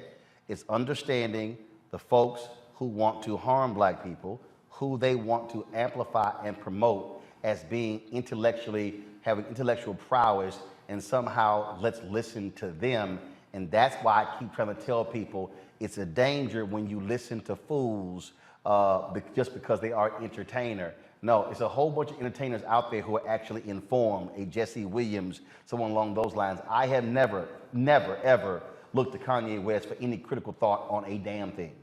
And never will. All right, folks, back to our Roland Mark Unfiltered video in just one moment. Hatred on the streets, a horrific scene, a white nationalist rally that descended into deadly violence. White people are losing their damn minds. As an angry pro-Trump mob storms the U.S. Capitol, we've seen We're about to see the rise of what I call white minority resistance. We have seen white folks in this country who simply cannot tolerate black folks voting. I think what we're seeing is the inevitable result of violent denial. This is part of American history. Every time that people of color have made progress, whether real or symbolic, there has been what Carol Anderson at Emory University calls white rage as a backlash. This is the rise of the Proud Boys and the Boogaloo Boys. America, there's going to be more of this. Here's all the Proud Boys, Dave. This country is getting increasingly racist in its behaviors and its attitudes because of the fear of white people. The fear that they're taking our jobs, they're taking our resources, they're taking our women. This is white fear.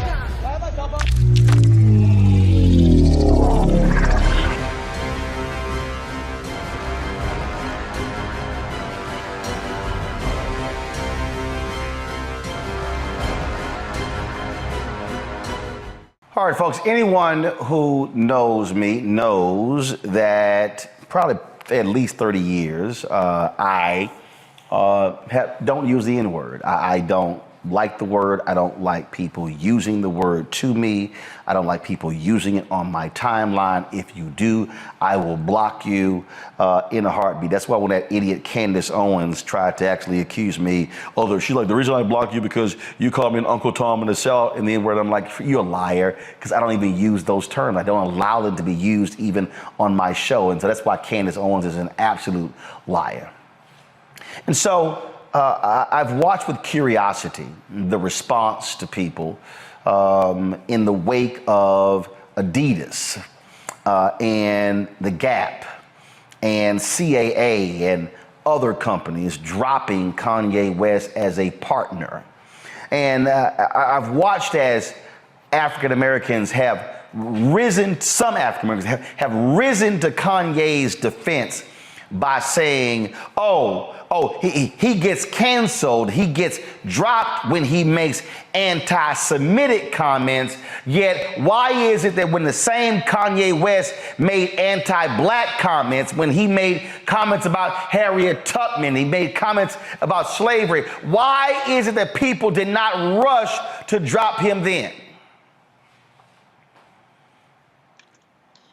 And I dare say the reason folk did not rush to drop Kanye West then, because black folks, or a significant number of black people, made a number of excuses for Kanye West. That's right. I don't really want to hear, I don't accept when I hear some black folks make this ignorant ass position that, we have reclaimed the N-word, and we've dropped the ER, and we've added the A, and now it's an affirmative word. I took offense with Kendrick Lamar in the Vanity Fair cover story when he said, can we just have this word? I was like, hell no, send it back. And I'm watching folk right now defend Kanye. Kanye didn't lie. Jews do run the music industry. Jews do run media. But when you say I'm going to go DEFCON 3 on Jews, and then he says I can make anti-Semitic comments, and Adidas, they can't drop me. Well, they did today. In fact, y'all, I saw this tweet where he showed up at Skechers, He showed up at Skechers unannounced and was filming. Skechers was founded by 2 Jewish men, and they politely escorted his ass off the premises.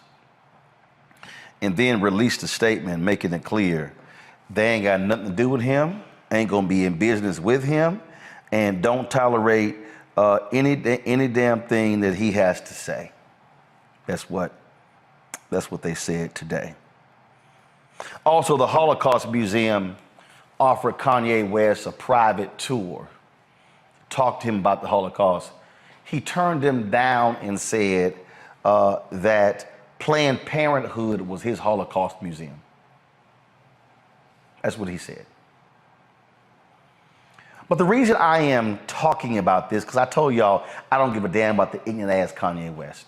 But the reason I am talking about this here is because I believe it is time for us to really begin to have a real substantive conversation in Black America. This is a time where we have to call a family meeting.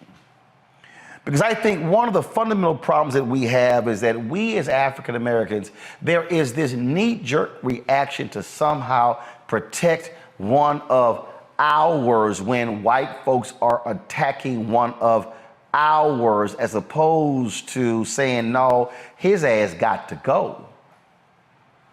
Kanye West has said insidious, damaging, and shameful things about Black people, and a lot of us were fine with it. I was personally offended when individuals who I know, folk who work in politics and who are in business, who they throw up the fist and they holler Black Lives Matter and all of that. I was grossly offended when I saw on their timelines when they were buying tickets and going to the Mercedes-Benz Stadium in Atlanta when he was previewing his unfinished album. Some 70,000 folks were in there watching that spectacle in there. Then, of course, you had when he was in Soldier Field, y'all, Soldier Field as well, and he was same thing and brought out Marilyn Manson and others, and folks were defending that. And then I remember when Jason Lee, who has since resigned in working with Kanye, when they had that, remember they had that black dinner? Did y'all remember that? When he assembled all these Black folks and they were all around this table, and they were at this dinner party, and they were talking, go to the video. This is the video right here, y'all. They were all assembled, and he was talking, and all of these Black creators, this is 7 months ago, all of these African Americans in entertainment and in Hollywood, and they were all there, and you see folks around the table you recognize, and they shot the video. So this big elaborate dinner, and he was talking about working with African Americans and controlling the narrative. All of the anti-Black stuff he was saying then. Oh, but he's the genius. Oh, but he's special. Oh, but he's a free thinker, and he's an independent mind, and all of that. What I'm trying to say, folk, is there comes a time when Black folk need to stop protecting folk who hate us. Yes, we know he has mental illness. Yes, we know what's going on here, but that simply is not a cover or an excuse for what this man continues to say and do. And I dare say one of the issues, folks, why was R. Kelly able to keep doing what he was doing? Because there were too many Black folks who were interested in Step in the Name of Love. There were too many Black folks who were saying, oh yeah, but I know, but I love Robert's music. And the love of R. Kelly's music provided him cover to still being booked on a Tom Joyner family reunion cruise, to be booked at other black events, to be booked for concerts, for other artists to keep collaborating with him. Yet young black girls were being raped, sexually assaulted, peed on. This man was a predator, yet there were black folks who were still, yeah, but I love me some Robert. I love me some Kanye. Jasmine Koenig actually wrote a piece addressing this, and this is her headline. Give me 1 second, let me pull it back up, sorry. She posted this, it's in a Medium post. Why you get canceled for being anti-Semitic and not for anti-blackness. That's the headline. That's the headline. If you read the piece, y'all, go to her Twitter page, you will see it. If you read the piece, you will actually see what she lays out there. One of the things that she says is that right here, she says, one thing I can tell you about Jewish people is that when it comes to anti-Semitism, they close ranks.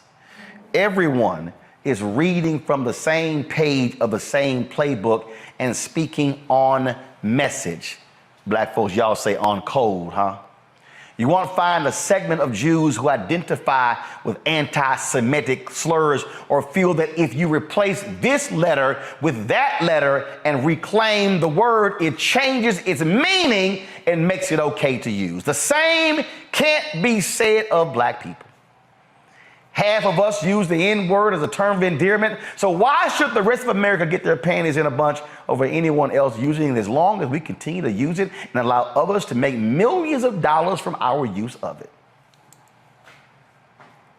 Jasmine ends her piece right here. She says, go back to it. She said, I admire.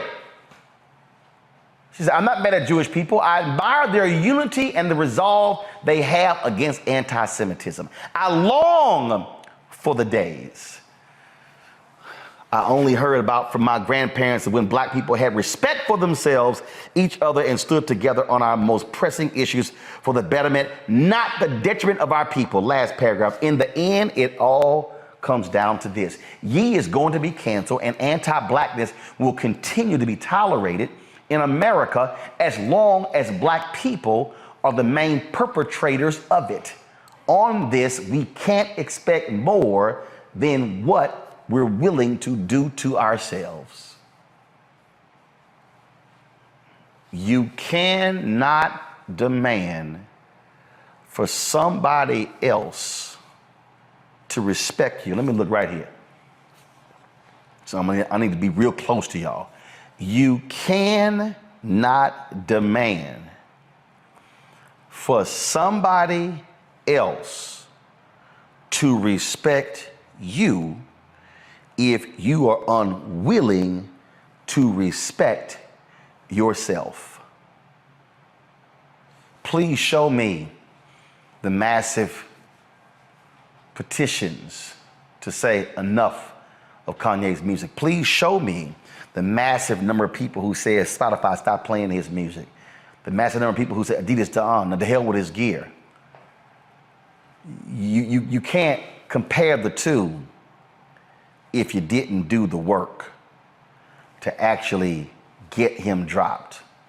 And there are too many of us, even right now, who continue to make excuses for Kanye West after the bullshit he said about George Floyd, after the White Lives Matter shirt and that crap with Candace Owens, after the crap he did with Donald Trump, after the stuff that he said on the Drink Champs, and the stuff he said to Tucker Carlson. And we can go on and on and on and on and on. If you black and you defending Kanye West, you the damn problem. You the problem. And that is anti-blackness, no matter how you dress it up. Go to my panel for thoughts, final thoughts before we end the show. Matt, I'll start with you. I actually disagree to an extent, Roland. And I disagree insofar as I hate when we have this conversation as though black people are the only people who do this. I think this is an issue of celebrity, number one. I think two things can be true at the same time. I'm not at all supporting what Kanye said. I'm not giving him a pass.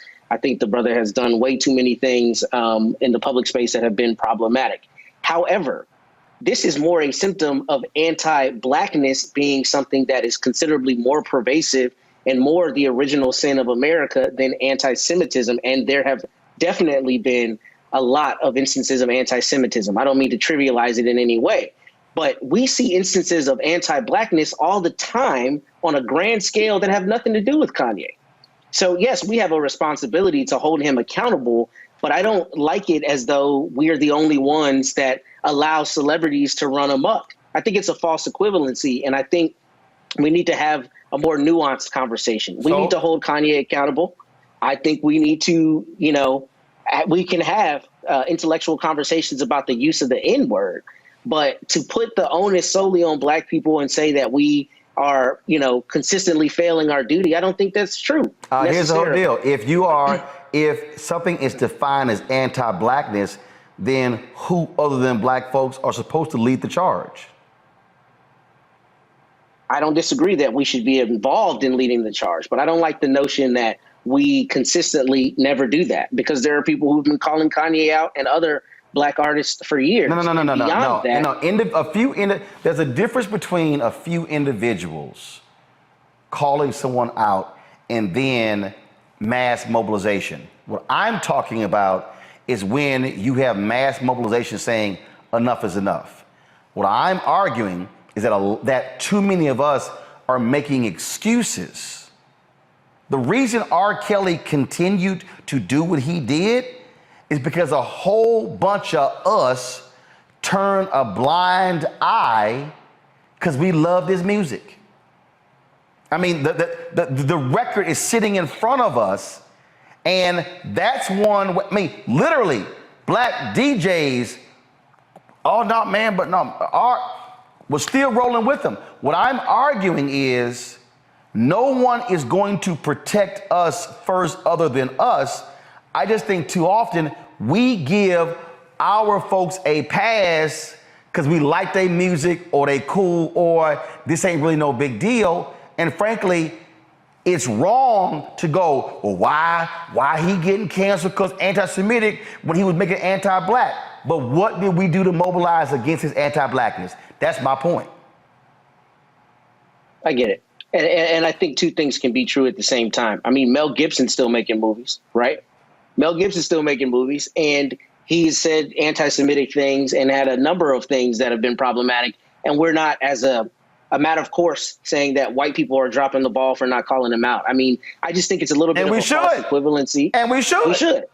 I think it's a little bit of a false equivalency, and I think sometimes we are a little caustic in how we talk about it. I don't think you're wrong. I think we should hold him to task. But I think we should also look at the larger phenomenon that this is celebrity and what an average person might get as a consequence for doing something. An average person doesn't get the benefit of being a genius and being a transformative artist and all of these things. And I think that's a bigger symptom of celebrity and celebrity idolatry than it is black people solely dropping the ball. That's my opinion. Joe? We hate, can I say, first of all, I agree with both of you, but we hate technicalities, right? In court, when you're explaining something simple, at the dinner table to the fam or at the barbecue, somebody got arrested, but they got off on a technicality. We're upset when they get off for a technicality because on the merits, they really should have been had, right? But here we are talking about this whole Ye situation. Now listen, Ye is about Ye. He ain't about Kim. He ain't about us. He's not about anybody else. But we would use the technicality of this cancellation argument to validate him when he's already invalidated himself.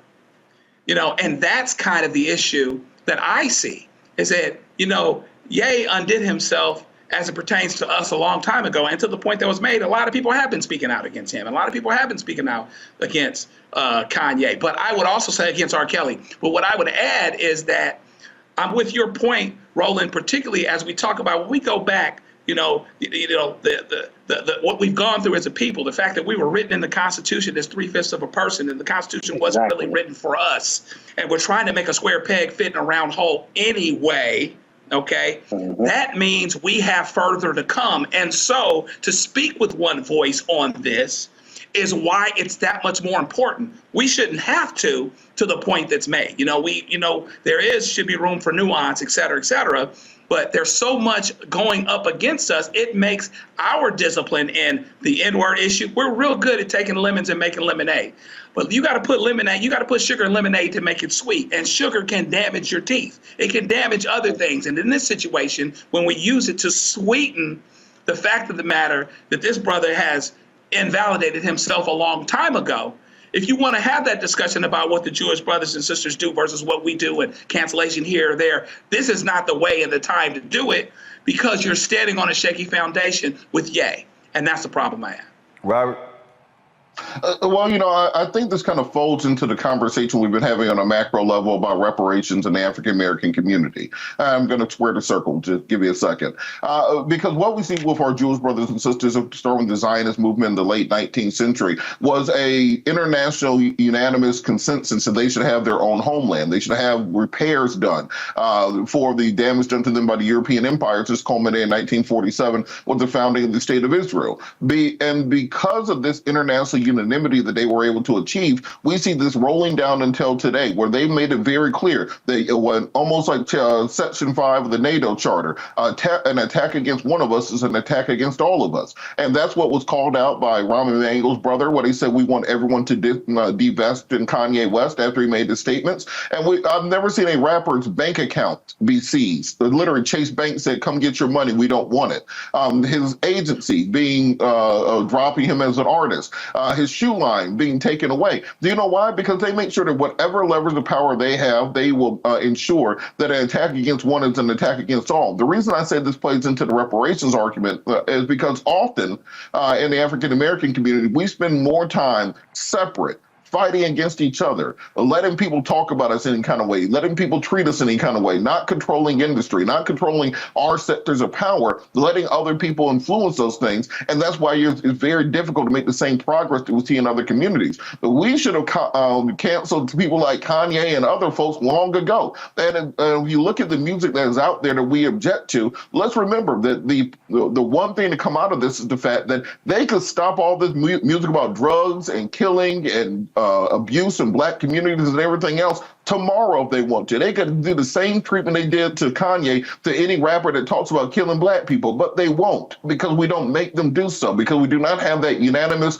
agreement that our community is to be respected, our community is to be treated a certain way. And until we get there, this will simply be another case of us seeing what other people do, but not taking the right lessons out of it. I don't know Kanye. Kanye doesn't give a damn about me, and I'm not particularly interested in what goes on with him. But what I do think we need to do is understand that our community, if we want to make the same progress we see in other communities, we have to start looking at those lessons they have created and adapting them and creating a bridge going forward so that we can get to where we want to be instead of simply talking about what other people are at. I cannot ask someone to respect me if I don't have self-respect.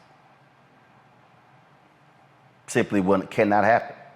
And so what I'm arguing, what I'm saying very simple, is that if people are going to go, oh, this is unfair, that this is happening to him, and it didn't happen when he made anti-black comments, then I will ask the people making those comments, what were you saying? How were you organizing and mobilizing? What were you doing? But just thinking it's going to happen, nothing happens just because. There actually is a cause and effect. There's a response to things when these things happen. And what I'm saying is, we must be willing to stand up and call out one of our own who says or does something about us, and then not wait for that person to say something about somebody else and then go, oh, now it's okay to criticize them. It's as simple as that. And so I think the lesson here is for people, I was debating some folks today and they were like, now Adidas dropping him, he made Adidas relevant. I'm like, you haven't even looked at the market share of Adidas outside the United States. Folks were just sitting here, just popping off, oh, he made it cool. You know what the hell you're talking about. Like, Go look at their market share, a $19 billion company. Look at their stock price. I mean, again, when I listen to people, when I listen to the rationale, when I saw the rationale when it came to R. Kelly, when I saw the rationale to some of the other issues, I'm going, what are we doing? We cannot, nor will we ever get respect from anybody if we don't start with ourselves. That's the point I'm making. Pull up a chair, take your seat. The Black Tape with me, Dr. Greg Carr, here on the Black Star Network. Every week, we'll take a deeper dive into the world we're living in. Join the conversation only on the Black Star Network. Supreme Court Justice Samuel Alito, the one who led the ruling that got rid of Roe v. Wade, he has said it is wrong for people to question the integrity of Supreme Court. He said that it's crossing a line. He said that today, y'all. The same day, the wife of Clarence Thomas, Supreme Court Justice, testified before the January 6th committee investigating the attack on the U.S. Capitol. The same rabid Republican Ginni Thomas, who was active in trying to get the 2020 election overturned. The same Ginni Thomas, the same one who didn't just call Arizona, she called multiple states. The same Ginni Thomas that helped raise money and pay for buses to come on January 6th. And you actually want me to believe that Clarence did not know what his wife was doing? You've got to be outside your damn mind. And check this out. Congressman Benny Thompson, the chair of the committee, was there for about an hour today. He said her trifling ass sat before the committee and said she still believes the election was stolen. And Alito wants to tell us it's crossing a line to question the integrity of the U.S. Supreme Court. Thomas was interviewed for more than 4 hours, interspersed with brief breaks. And again, Thompson said she answered some questions and said that if Thomas provided committee investigators with something of merit, it will be included in the panel's next public hearing. Really? Here's a statement her attorney, Mark Paoletta, made after she appeared before the committee. Earlier today, Ginni Thompson participated in a voluntary interview with the J6 committee. She was happy to cooperate with the committee to clear up the misconceptions about her activities surrounding the 2020 elections. She answered all of the committee's questions. As she has said from the outset, Mrs. Thomas had significant concerns about fraud and irregularities in the 2020 election. And as she told the committee, her minimal and mainstream activity focused on ensuring the reports of fraud and irregularities were investigated. Beyond that, she played no role in any events after the 2020 election results. As she wrote in a text to Mark Meadows at the time, she also condemned the violence on January 6th as she abhors violence on any side of the aisle. There we go with the any side. Yeah. Thomas became of interest after the publication of text messages she exchanged with Trump's former White House Chief of Staff, Mark Meadows, and state lawmakers about overturning the election. Thomas and Meadows exchanged 29 text messages. In those messages, she urged him to fight for Trump and those seeking to overturn the 2020 presidential election. Thomas also contacted Arizona and Wisconsin state lawmakers to overturn Biden's victory.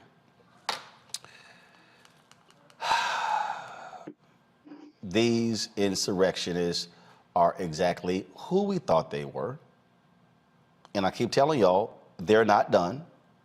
They want to put people in office who are going to continue the BS that they are involved in. I just keep trying to explain that to people. I understand why people don't believe that, but I can guarantee you these thugs are not going away. They're going to continue to create as much mayhem as possible against the American people. Join me right now, Dr. Greg Carr, Department of Afro-American Studies, Howard University. Dr. Niambe Carter, Associate Professor, University of Associate Professor at Howard. Also, Jason Carter. Jason Nichols, Senior Lecturer, African American Studies Department, University of Maryland, College Park. Sorry, Doc. So you left Howard. Where are you now? I did. I'm at University of Maryland. Got it. All right. Well, I see. They didn't tell me that. So when I saw Maryland, I was like, hold up, Jason there. I didn't realize both of y'all were at Maryland. So glad to have you both. This is, I want to run this here. This is an ad that Don Winslow, he put up today, of course, very quickly, dealing with this crank Ginni Thomas. I want to go ahead and play that. I'm going to go to the panel. Watch this. When your husband is a Supreme Court judge, you get a lot of special privileges. I can do whatever I want, and no one can stop me. People are saying I broke federal and state laws, but when you're Clarence Thomas's wife, it just doesn't matter. They can't touch me. I tried to overthrow the government, and all I got is this silly little interview. No one is above the law. You will never see me testify under oath and on television. It's nice to have family friends like Liz Cheney. Thanks, Liz. Now, Niambe, the reason Don took a shot at Liz Cheney there because she was very much involved in not wanting Ginni Thomas to come before this committee. For all of her anti-Trump stuff, she was quite protective of this MAGA Republican. Absolutely. So thank you for having me, Roland. It's good to see my colleagues.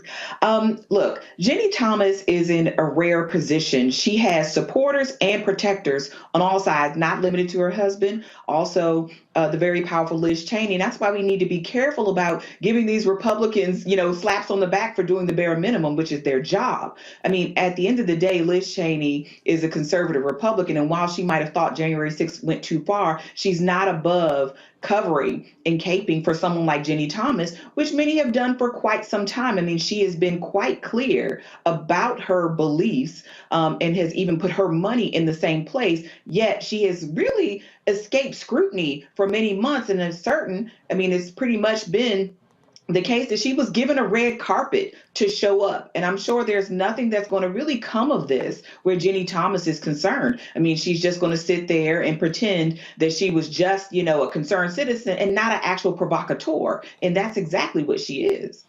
It really does crack me up when I listen to these people, Jason, and they act as, I was just doing my American duty. I just sent a few text messages, a few emails. I don't really see what the big deal is. The interesting thing about Ginni Thomas, I first of all, I don't buy any of that she believes the election was stolen. I'm not saying she's a genius, but she's clear that this election was free and fair. The problem is, I think she recognizes, as we all do, that the January 6th committee and their objective is to show that Trump and others knew this was a fair election and were trying to overturn it anyway. This is why they keep showing Bill Maher. They keep showing Cassidy Hutchinson and others who were in Trump's ear telling him, no, this is free, this is fair. All those guys from DOJ and from the White House legal team who were saying, no, you need to give this up. This is over. It was done. It was a free and fair election. I think that she is at the very least smart enough to recognize that this was a free and fair election that Joe Biden won, but she's trying to escape legal culpability by saying, look, I really believe this. There's no intent to do any harm because I really believed that this was an unfair election. I just don't believe that. I think she clearly knows, as we all do, especially now, but I think at the time she knew it was a fair election.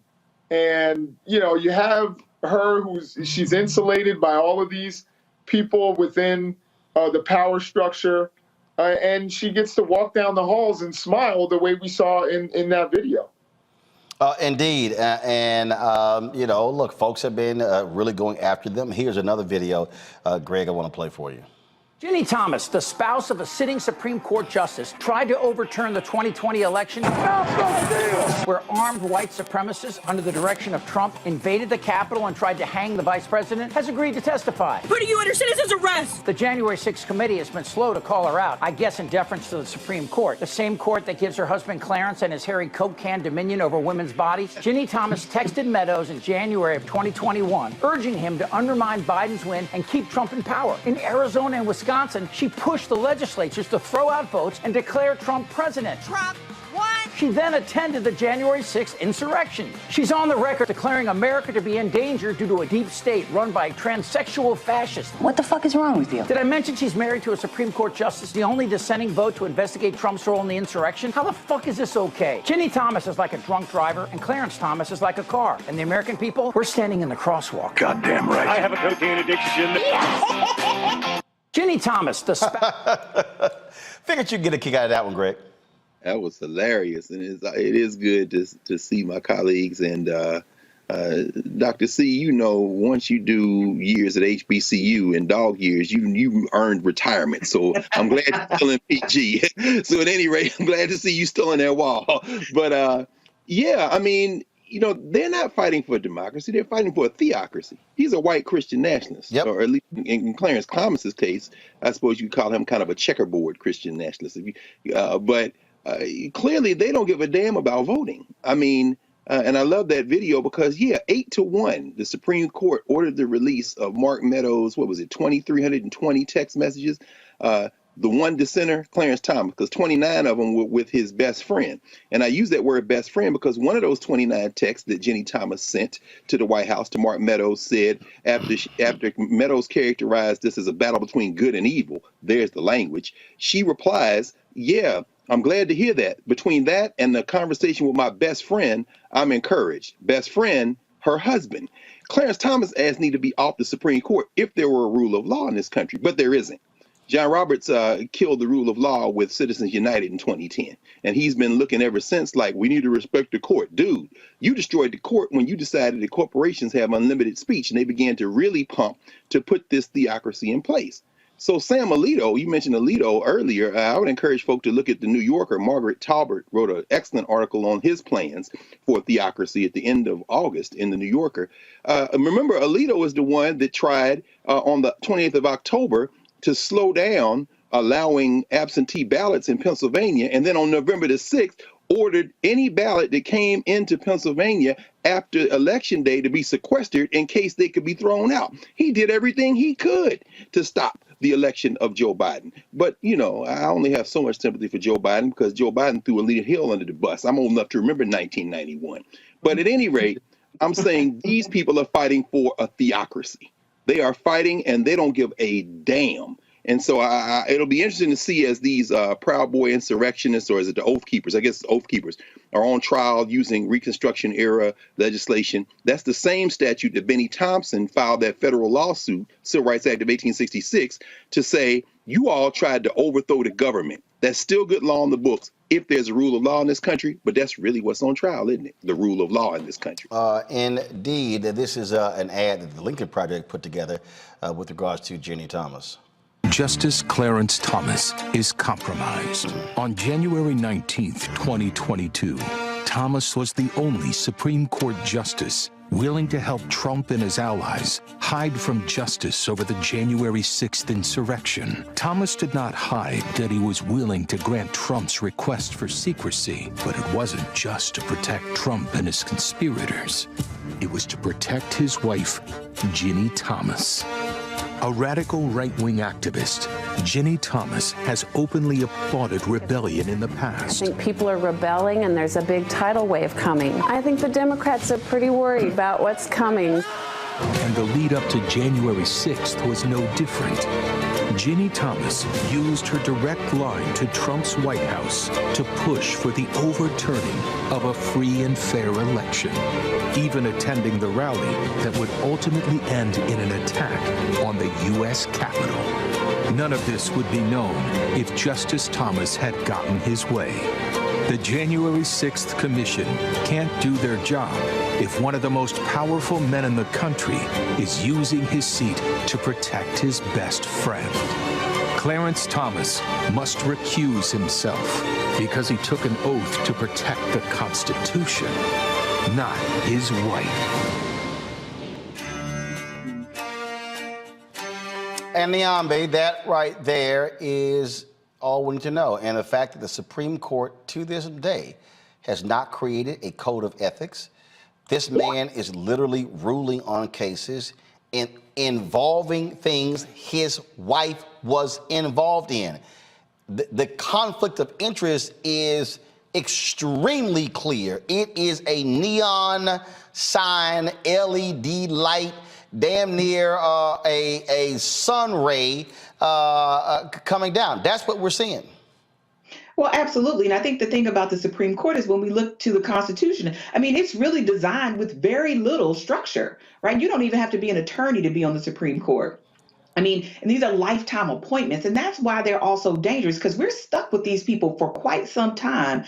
And certainly they have no incentive to police themselves. And even if someone thought, this doesn't look right, Clarence, you might want to step off, no one has really pushed him on it. John Roberts certainly hasn't. I mean, for the reasons that Dr. Carr here talked about, but also because where's the pressure going to come from, right? They're supposed to be the court of last resort, and nobody's really questioning them about anything that they do.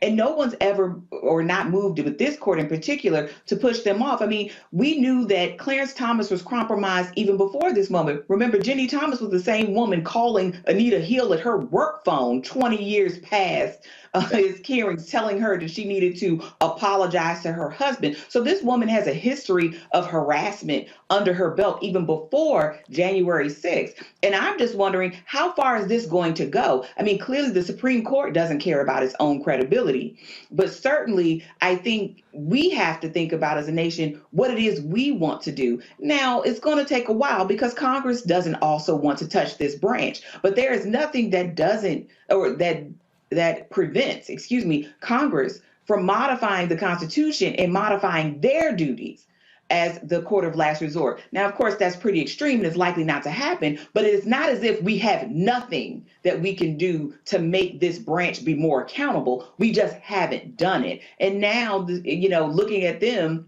to do it for themselves, I really doubt that's going to happen. And certainly, we know the Republicans aren't going to ask for the court to be more accountable. And it started, I guess, as an idea that the court should be above the fray politically. But certainly they have put themselves into politics, and we should probably treat them more like politicians rather than lifetime officials. Well, absolutely. And I fundamentally am against a Supreme Court justice having a lifetime appointment. I'm just against that. I mean, hey, fine, if you want to say 20-year terms, but Jesus, lifetime? Nobody can be good at everything for all their life.